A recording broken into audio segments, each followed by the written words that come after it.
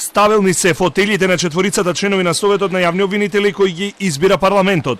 Од собраниски избори за Телма брифираат дека засега ситуацијата е статус кво и нема план за наредни чекори или разрешување во надлежната комисија за политички системи и односи со заедниците.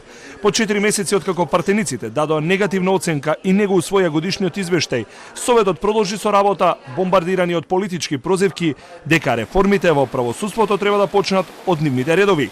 Сепак силните најави од извршната власт за разрешување се стопија во јавноста, откако домашните експерти и политичарите од Унијата посочија дека разрешувањата водат во ќорсокак. Па така, од собраниските кулуари произлегува и ставот дека ваквата идеја не носи ништо добро со оглед дека ако паднат 4 членови во собранието, Советот ќе кубури за тековно мнозинство.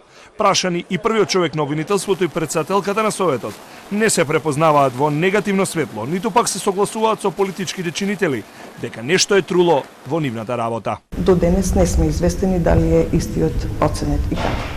Како институција не е посочена во негативна смисла во ниту еден од извештаите, ниту на домашните, ниту на странските експерти. Колку е и да е негативен извештајот и ставот на партениците во комисијата, таа нема законски можности да им наложи, препорача или да ја услови работата на Советот. Опцијата за разрешување во парламентот првично дојде од првиот човек на владата. Мицкоски без задршка ги прозиваше советите дека довербата во јавните анкети не им надминува 2%.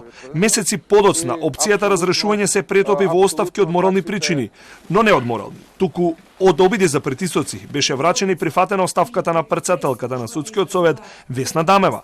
Членовите на советите на судиите и обвинителите во цело се придружуваат до насоките на оценската мисија, делегирана од Европската унија, каде што јасно и гласно се наведува дека разрешувањата на членовите не се добри за потребните реформи во правосудството.